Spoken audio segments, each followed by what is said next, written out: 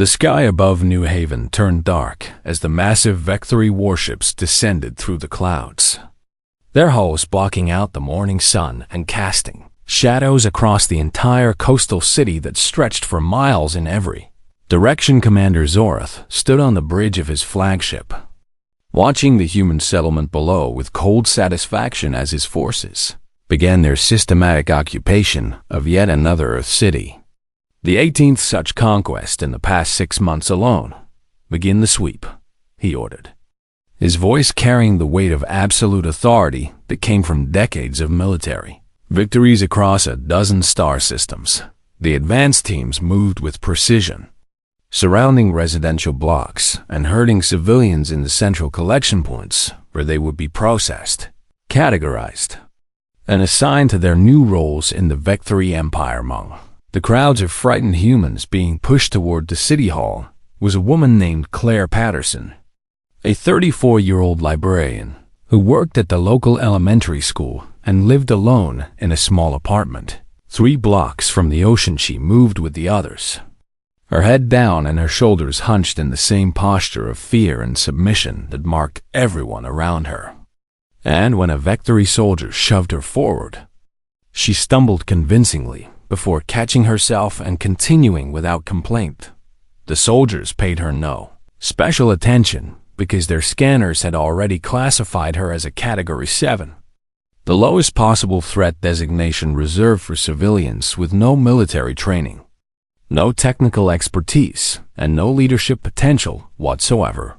What the scanners could not detect, what no technology in the known galaxy could identify, was the truth that Claire Patterson had spent 12 years as a deep cover operative for a classified human intelligence division that officially did not exist. Her file had been erased from every database on Earth and beyond. Her training had been specifically designed to defeat alien detection technology, and she had chosen this quiet coastal town precisely because no one would ever think to look for someone like her in a place like this. She had retired 3 years ago, seeking peace after a career that had taken her to places and situations that still haunted her dreams. And she had found unexpected joy in reading stories to children and helping teenagers discover books that would change their lives. But retirement did not mean she had forgotten her skills. And as the Vectory soldiers pushed her into the detention area set up in the City Hall parking lot, Claire was already working. Her eyes moved constantly behind the mask of fear she wore, counting soldiers and weapons, noting patrol patterns and communication frequencies, identifying the command structure and the weak points that every military operation inevitably possessed. She spotted the quantum relay tower being constructed on the roof of City Hall, recognizing it immediately as the critical infrastructure that would connect this occupation force to the rest of the Vectory fleet. And she filed that information away for later use. A young voice called out nearby, breaking her concentration. "Miss Patterson?" She turned to see Kevin Marsh, a 14-year-old boy she knew from the library, a quiet kid who spent most of his free time reading science fiction novels and avoiding the social complications of high school. "Kevin," she said softly, moving closer to him and his terrified mother. "Stay calm and stay close to your mom, okay?" The boy nodded, but his eyes were different from the others around him, less panicked and more observant, and Claire recognized something in his gaze that reminded her of herself at that age. The ability to watch and wait and think while everyone else simply reacted. A large man stumbled into her as more civilians were pushed into the cramped space, and she steadied herself against him automatically. "Sorry," he muttered, his voice rough with barely contained anger rather than fear. "It is fine," Claire replied, studying him quickly. Mid-40s, calloused hands that spoke of manual labor, a wedding ring but no wife visible nearby, and eyes that burned with the kind of rage that could either be useful or dangerous, depending on how it was directed. "Daniel Harris," he said, not knowing why he felt compelled to introduce himself to this unremarkable woman in the middle of an alien invasion. Claire Patterson, she replied. I work at the elementary school library. Daniel nodded absently, his attention fixed on the Vectory soldiers moving through the crowd.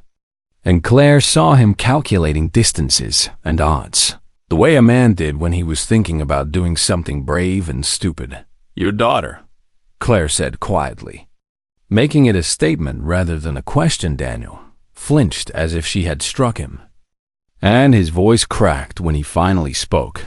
She was at school when they came down. The elementary school on 5th Street. Claire knew that school.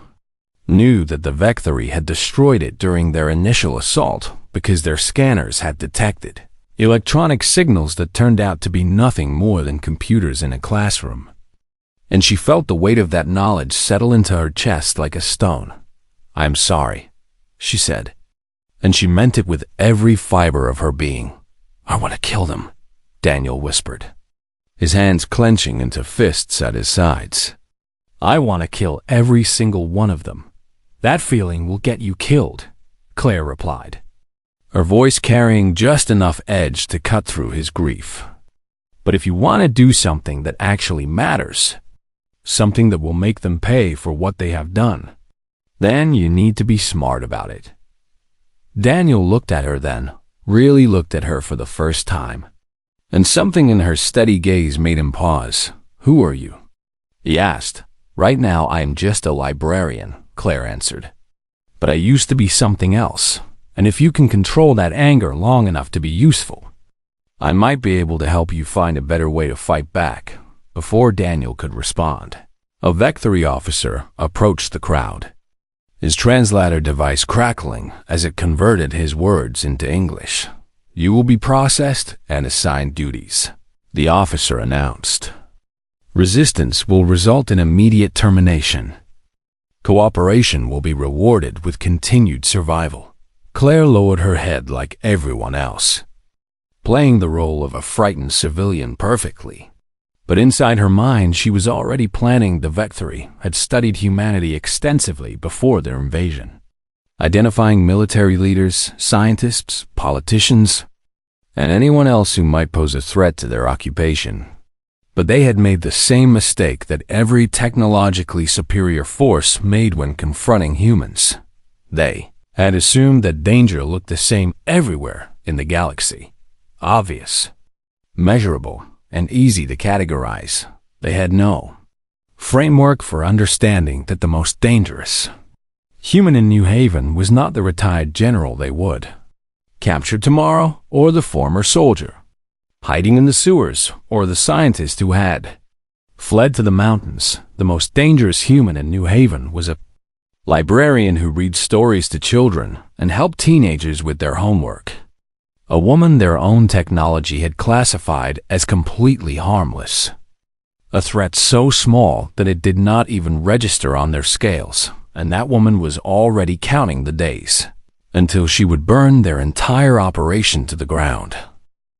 3 days after the initial occupation, the Vectory began processing their human captives with the cold efficiency that had made them masters of 17.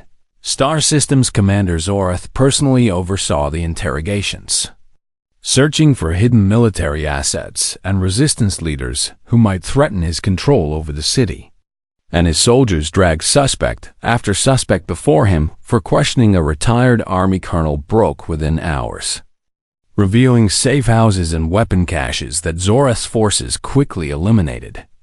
And the commander smiled with satisfaction at how easily human resistance crumbled under proper pressure.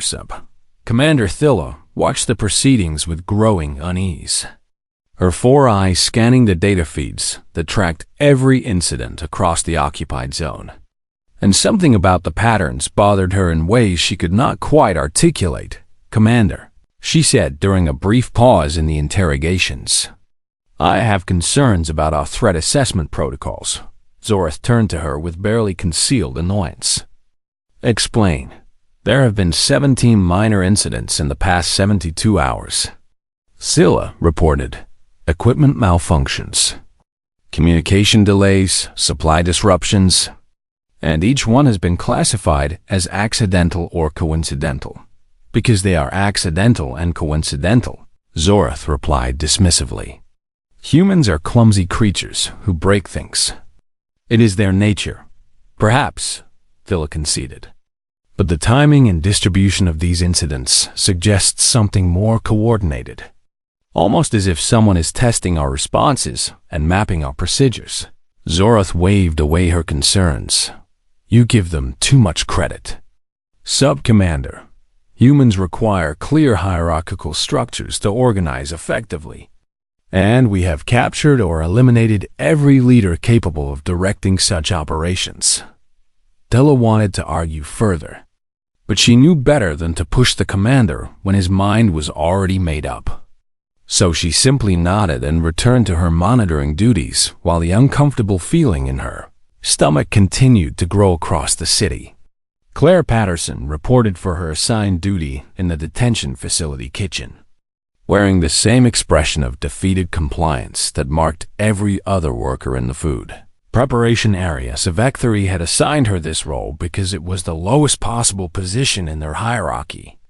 Suitable only for humans, they considered completely useless for any other purpose.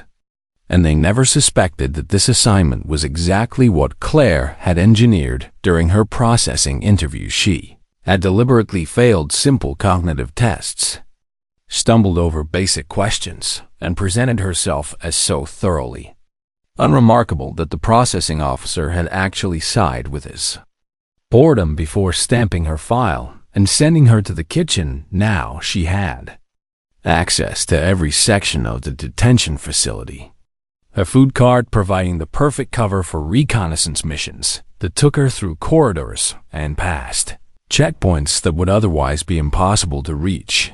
She memorized everything: ventilation shaft dimensions, power conduit locations, guard rotation schedules, communication array frequencies, and the precise layout of the quantum relay station on the roof that connected this outpost to the rest of the Vectory fleet on her 4th day in the kitchen. Daniel Harris found her alone in the storage room, and his eyes carried the burning intensity of a man who had not slept since watching his world collapse. I have been watching you, he said quietly. You move differently when you think no one is looking, and you pay attention to things that a librarian should not care about. Claire considered lying, considered maintaining her cover and deflecting his suspicions. But she saw something useful in Daniel's grief-fueled determination, something she could shape into a weapon if she handled it correctly. Close the door, she said. Daniel obeyed, and when they were alone, Claire spoke in a voice that carried none of the softness she displayed in public. What I tell you now puts both our lives at risk. But I need people I can trust, and your anger makes you either my greatest asset or my biggest liability. What are you talking about? Daniel asked. I spent 12 years doing things for my government that officially never happened, Claire explained. I was trained to infiltrate, observe, and dismantle enemy operations from the inside. And I was very good at my job before I retired. Daniel stared at her, struggling to reconcile the quiet librarian he had met with the cold operative who stood before him now. Why are you telling me this? He finally asked. Because I cannot do what needs to be done alone, Claire replied. And because you want revenge badly enough to be useful, but you are smart enough to follow orders instead of getting yourself killed in some pointless gesture. What do you need me to do? Claire handed him a small piece of paper with names written on it. These people are positioned throughout the facility: a nurse in the medical wing, an electrician in maintenance, 3 others in various work assignments. I need you to make contact with each of them and deliver specific instructions. You have already been recruiting? Daniel asked with surprise. I have been doing this for 3 weeks, Claire answered, while Commander Zorath has been interrogating generals and hunting for resistance cells in the mountains. I have been building a network right under his feet. Daniel looked at the names on the paper and recognized one of them, Lavra Chun, a nurse who had treated his injured shoulder after a guard had struck him during processing. They will think I am crazy, he said. "Tell them the librarian sent you," Claire replied. "They will understand." Before Daniel could ask more questions, a small figure slipped through the storage room door. Kevin Marsh? The teenage boy from the library. "I knew it," Kevin said, his eyes wide but his voice steady. "I knew you were not just a librarian." "Miss Patterson," Claire felt a flash of concern, because involving a child in something this dangerous went against everything she believed. But Kevin had already proven himself useful in ways she had not anticipated. "How did you find me?" she asked. "I have been watching the guards," Kevin explained. "They never pay attention to kids, so I can go almost anywhere without being stopped. And I saw you mapping the facility on your food cart routes." Daniel looked between Claire and the boy. "He's just a kid. He is a kid who can access places we cannot," Claire replied, her tactical mind already incorporating Kevin into her plans. The ventilation shafts, the children's recreation area, places the Vectory considered too insignificant to monitor. Kevin straightened his shoulders. "I want to help. Miss Patterson, I want to do something instead of just waiting to die." Claire studied him for a long moment, seeing the fear beneath his determination, but also the intelligence and adaptability that had drawn her attention in the library, when he had devoured books about spies and soldiers and ordinary people who did extraordinary things. "Your mother cannot know," Claire finally said. "This has to stay completely secret, even from her." "I understand," Kevin replied. "Then welcome to the Resistance," Claire said, allowing herself a small smile that did not reach her eyes. "We have work to do, and not much time to do it." She outlined her plan in broad strokes. The quantum relay on the roof was their primary target. Not to destroy it, but to capture it and use it to transmit false coordinates to the entire Vectory invasion fleet. Daniel and Kevin listened with growing amazement as the quiet librarian revealed herself to be something far more dangerous than either of them had imagined. By the time she finished speaking, the sun had set outside the small storage room window, and 3 people who should have been helpless prisoners had become the foundation of an operation that would change the course of an interstellar war. 3 weeks into the occupation, Claire Patterson had built a resistance network that operated entirely beneath the notice of the most advanced surveillance technology in the known galaxy. Her operatives numbered 12 now, carefully selected from the hundreds of prisoners in the detention facility, each one chosen for specific skills and positioned in locations that gave them access to critical systems. Laura Chun worked the night shift in the medical wing, where she had access to sedatives, stimulants, and the medical override codes that controlled emergency doors throughout the facility. Scott Bradley served on the maintenance crew, his background as an electrician making him invaluable for understanding the power grid and communication systems that kept the Vectory operation running. Daniel Harris had proven himself reliable and disciplined, channeling his grief into focused action rather than reckless violence.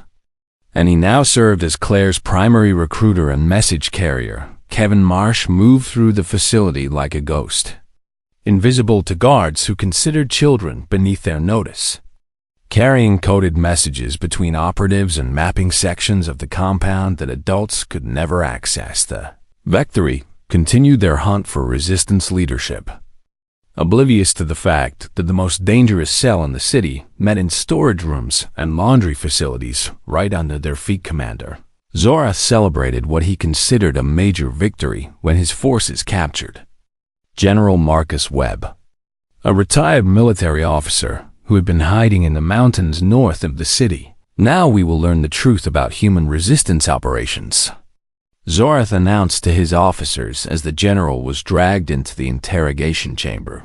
But General Webb knew nothing useful because Claire had never contacted him or anyone from her former life, and the Vectory spent 3 days extracting information.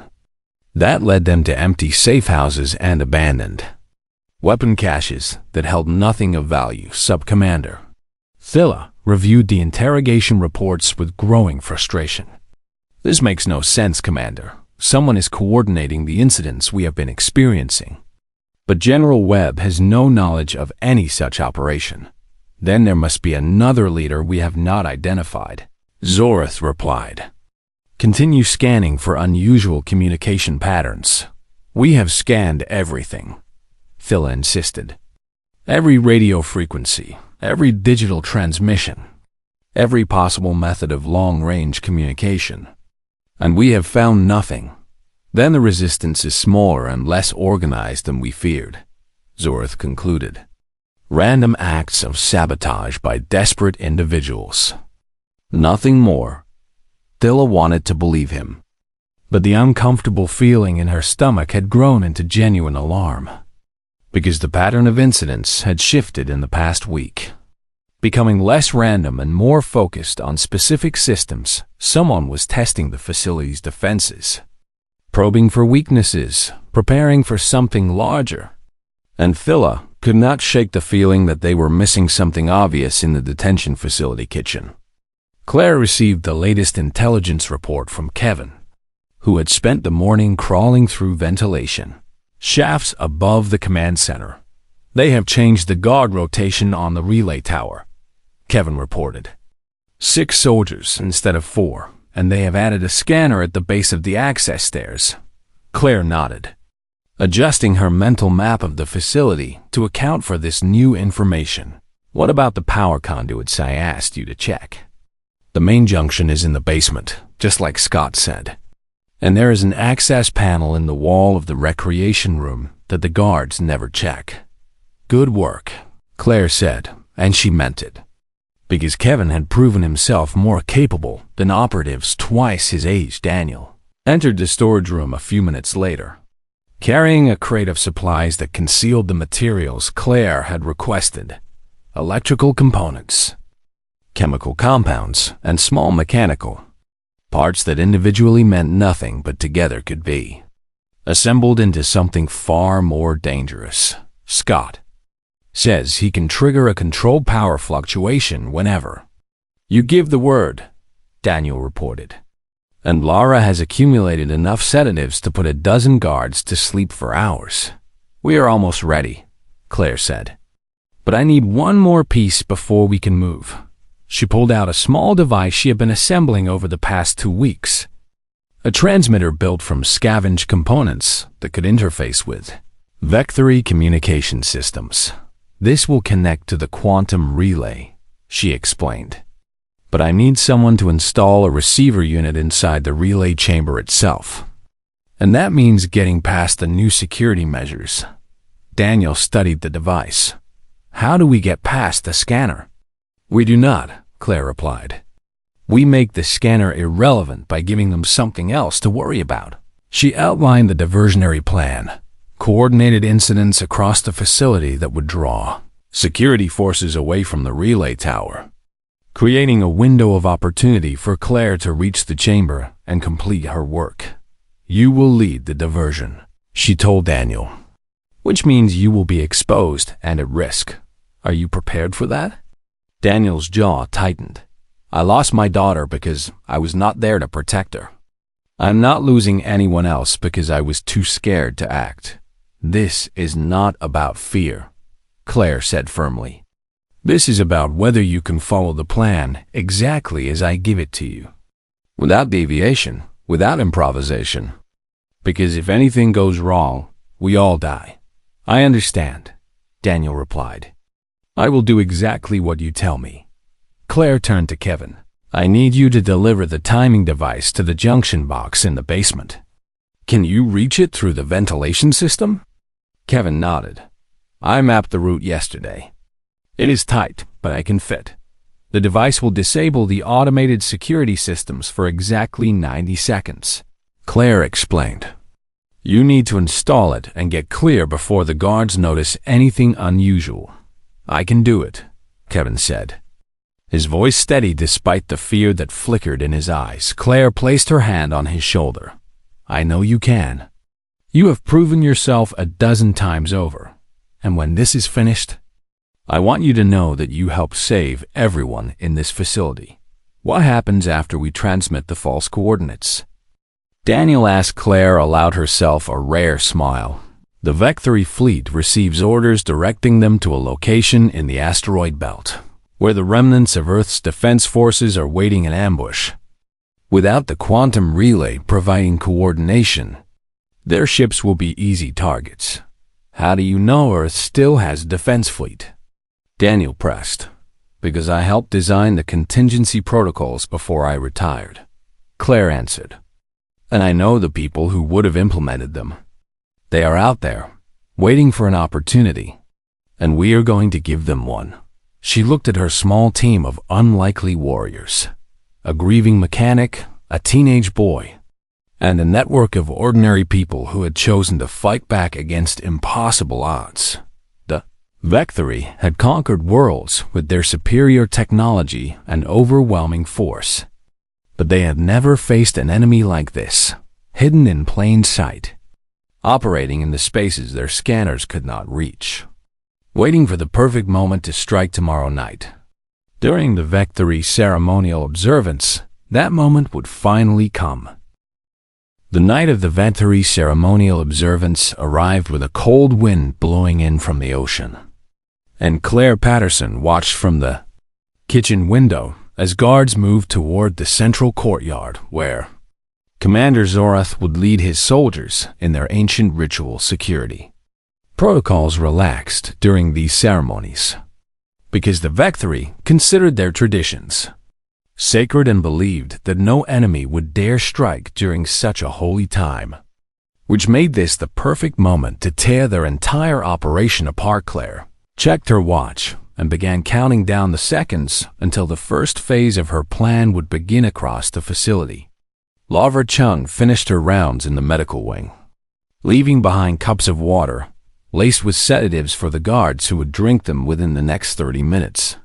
Scott Bradley positioned himself near the main power junction, his hand resting on the switch that would trigger a controlled fluctuation in the facility's electrical grid. Daniel Harris gathered his team of 6 volunteers in the Eastern Wing, preparing for the diversionary action that would draw security forces away from the relay tower, and Kevin Marsh slipped into the ventilation shaft near the recreation room, clutching the timing device that Claire had given him with instructions to install it at the junction box in the basement. Claire moved through the kitchen one final time, checking that everything was in place.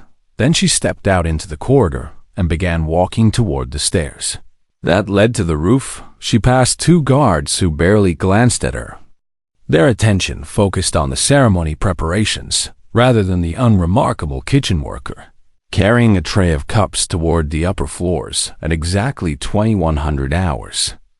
The operation began. Scott triggered the power fluctuation, causing lights throughout the facility to flicker and dim for exactly 3 seconds, which masked the sound of Kevin removing the access panel in the basement and crawling toward his target in the medical wing. The sedatives took effect, and 4 guards collapsed at their posts while Lara moved quickly to secure their weapons and communication devices.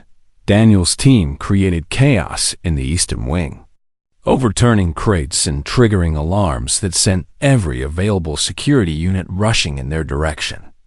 Exactly as Claire had planned, she reached the stairwell leading to the roof and found 2 guards blocking her path, their weapons raised and their eyes suspicious. Kitchen staff are not permitted in this area. One of them growled through his translator. Claire smiled apologetically. "I was told to bring refreshments for the officers on duty." The guard examined the tray she carried, seeing nothing but cups of a human beverage called coffee, and he relaxed slightly because his scanner showed no weapons or dangerous materials. That moment of relaxation was the last mistake he ever made. Claire moved with speed that seemed impossible for a woman her size, striking pressure points that the Vectory did not even know they possessed, and both guards collapsed silently before they could raise their weapons or call for help. She stepped over their bodies and continued climbing toward the relay chamber, her heart rate steady and her mind focused on the task ahead in the basement. Kevin reached the junction box and began installing the timing device with hands that shook slightly from fear and adrenaline. But he forced himself to concentrate on the steps Claire had taught him, connecting wires and setting frequencies, exactly as she had demonstrated 90 seconds. That was all the time they would have once the device activated. Daniel's diversion was working too well, drawing more guards than expected.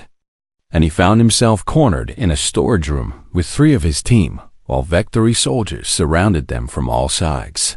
"Hold them here," he ordered, his voice calm despite the danger. "Give Claire as much time as possible." One of his volunteers, a former construction worker named Pete, grabbed a metal pipe from the debris around them. "We are not leaving you behind." "I am not asking you to," Daniel replied. "I am asking you to trust the plan." He thought of his daughter in that moment, of her smile and her laugh and the way she used to run to him when he came home from work. And he knew that everything he was about to do was for her, for everyone who had lost someone to this invasion, for the chance that humanity might survive this war. Claire reached the relay chamber and found it guarded by 4 soldiers instead of the expected 2. But she had prepared for this contingency and adapted her approach accordingly. She used the environment as a weapon, redirecting their own movements against them, exploiting their unfamiliarity with human martial techniques. And within 60 seconds, all 4 guards lay unconscious on the floor. The quantum relay hummed before her, a pillar of crystalline technology that connected this occupation force to the entire Vectory fleet scattered across human space. She pulled out the transmitter she had assembled and began the complex process of interfacing with the alien system, her fingers moving across controls that she had memorized from stolen technical documents. Kevin's timing device activated with a soft click, and Claire felt the automated security systems go offline throughout the facility.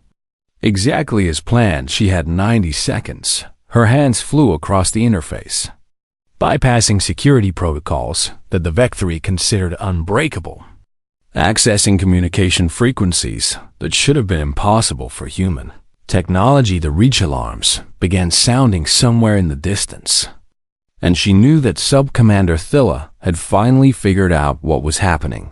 60 seconds. Claire input the false coordinates, a location in the asteroid belt where the remnants of Earth's defense fleet had been hiding since the invasion began. Waiting for exactly this opportunity. 40 seconds. She activated the transmission protocols and felt the relay begin broadcasting her signal to every Vectory ship in the system. New orders that appeared to come from the highest levels of their command structure. 20 seconds. Door to the relay chamber burst open and Sub-Commander Thilla appeared, weapon raised and 4 eyes wide with sudden understanding. "The librarian," Thilla breathed. "It was you all along." Claire did not respond because she was counting the final seconds, watching the transmission progress bar climb toward completion. "Stop what you are doing," Thilla commanded, "or I will shoot." "You are already too late," Claire replied as the progress bar reached 100% and the relay pulsed with confirmation that her message had been received across human space. The Vectory fleet began changing course, following coordinates that would lead them directly into a carefully prepared ambush. Thilla's weapon trembled in her hands as she realized the magnitude of what had just happened. "What have you done?" "I have done what I was trained to do," Claire answered. "I found a weakness and I exploited it. And now your entire invasion fleet is heading toward their destruction. Below them." The facility erupted in chaos as Claire's network triggered simultaneous uprisings across every section. Prisoners rising against their captors with improvised weapons and the desperate courage of people who had nothing left to lose. Daniel burst through a barricade of guards, taking wounds that should have stopped him but somehow did not. And he kept fighting because he knew that every second he bought was another second for Claire to complete her work. Kevin emerged from the ventilation system into the middle of a firefight, grabbing a fallen guard's weapon and doing what he never imagined he would have to do. But he did it anyway because Miss Patterson had trusted him and he would not let her down.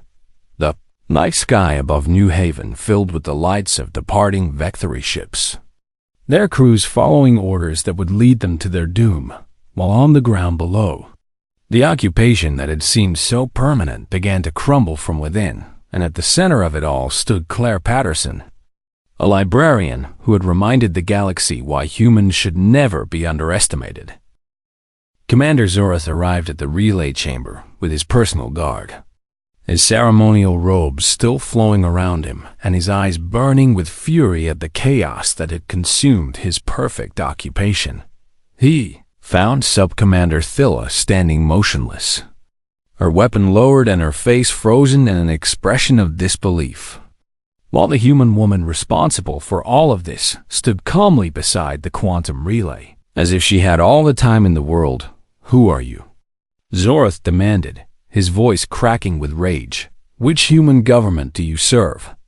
Claire turned to face him with the same quiet demeanor she had worn for 3 years in the library, the same unremarkable presence that had allowed her to hide in plain sight while an alien empire conquered the stars around her. "I serve no government," she answered. "I stopped serving governments when I retired. But I never stopped caring about the people I was trained to protect." "Impossible," Zora snarled. "My scanners analyzed every human in this facility. You were classified as the lowest possible threat. A librarian with no skills or training of any significance. Your scanners measured what I wanted them to measure," Claire replied. "They saw what I showed them, and they could not imagine that the most dangerous weapon in this city was someone who reads stories to children." Phyllis stepped forward, her voice hollow. "The fleet, Commander." She transmitted false coordinates to the entire fleet. "They are heading into an ambush." Zorath's face shifted from rage to horror as the implications became clear. "Recall them. Use the relay to send new orders immediately." "The relay has been locked out," Claire said. "I changed the access codes, and by the time your technicians break through, your ships will already be debris floating in the asteroid belt." From below came the sounds of fighting as Claire's resistance network completed their takeover of the facility, armed prisoners overwhelming the remaining guards and securing every critical position. Daniel Harris appeared at the door, bleeding from wounds across his arms and chest, but still standing, still fighting, still refusing to die until he knew that Claire's mission was complete. "The facility is ours," he reported. "Most of the guards have surrendered or been neutralized." "And the civilians?" Claire asked. "Safe," Daniel confirmed. "Kevin got them to the shelters before the fighting started." Commander Zorath drew his personal weapon and aimed it at Claire's head. "You may have destroyed my fleet, but I will have the satisfaction of ending your life before this night is over." "Go ahead," Claire said, showing no fear. "It will not change anything. Your invasion is finished. Your occupation is collapsing. And humanity has proven once again that we are not as helpless as you believed. You are one woman," Zorath spat. "How can one woman bring down an empire?" "Because I was never alone," Claire answered. "Every person who helped me, every prisoner who rose up tonight, every soldier waiting in that asteroid belt. We are all one woman. We are all one man. We are humanity. And you made the mistake of thinking that technology and military power were enough to conquer us." Zora's finger tightened on the trigger. But before he could fire, Daniel threw himself forward and tackled the commander to the ground, the weapon discharging harmlessly into the ceiling. The two struggled briefly before Daniel's fist connected with Zora's face, knocking the alien unconscious with a blow powered by 3 weeks of grief and rage. Sub-Commander Thilla watched without intervening, and when the fight was over, she slowly lowered herself to her knees and placed her weapon on the floor. "I surrender," she said quietly. "There is no point in further resistance." Daniel helped Claire secure the remaining Vectory officers, while the sounds of celebration began rising from the floors below.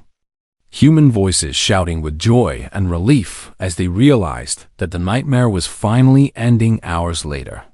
After the facility had been fully secured and communication established with Earth's surviving military forces, Claire stood on the roof, watching the dawn break over New Haven. The quantum relay still hummed behind her, but now it carried different messages. Reports of the Vectory fleet's destruction, coordination signals for the human counteroffensive, and the first broadcasts announcing Earth's liberation to every occupied city across the planet. Kevin found her there as the sun rose, his young face marked with exhaustion and the weight of experiences no teenager should ever have to carry. "Miss Patterson," he said, "the military commanders want to talk to you. They say you should be given a medal or a promotion or something." Claire smiled at him, a genuine warmth replacing the cold focus that had driven her for the past 3 weeks. "What do you think I should do, Kevin?" "I think you should do whatever makes you happy," Kevin replied. "You saved everyone. You deserve to choose your own future." "That is very wise advice," Claire said, "and I think I will take it." When the military officials finally found her, she had already changed out of her kitchen worker uniform and into her own clothes. The simple dress and cardigan she had worn to the library every day for 3 years. "Miss Patterson," the ranking officer began, "on behalf of Earth's Defense Command, I am authorized to offer you immediate reinstatement at any rank you choose. Your skills are desperately needed as we plan the liberation of other occupied worlds." "I appreciate the offer," Claire replied, "but I must decline." The officer looked confused. "Decline after everything you have accomplished? You could be the most celebrated hero in human history." "I did not do this for celebration or recognition," Claire said. "I did this because there were people who needed protecting, and I was in a position to help them. That is all the reward I need. What will you do instead?" The officer asked. Claire looked toward the elementary school in the distance, its walls damaged but still standing, a symbol of everything she had fought to save. "I'm going to go back to work. There are children who need someone to read them stories, and I think that is exactly where I belong." 3 months later, the elementary school library reopened with a small ceremony attended by students, parents, and a few people who knew the truth about the quiet librarian who ran it. Kevin Marsh sat in the front row, no longer the scared teenager who had crawled through ventilation shafts, but a young man who understood that heroism came in many forms and that the most powerful weapon in the universe was sometimes simply the courage to do what was right. Daniel Harris stood at the back of the room, his wounds healed, but the scars remaining as permanent reminders of the night when everything changed.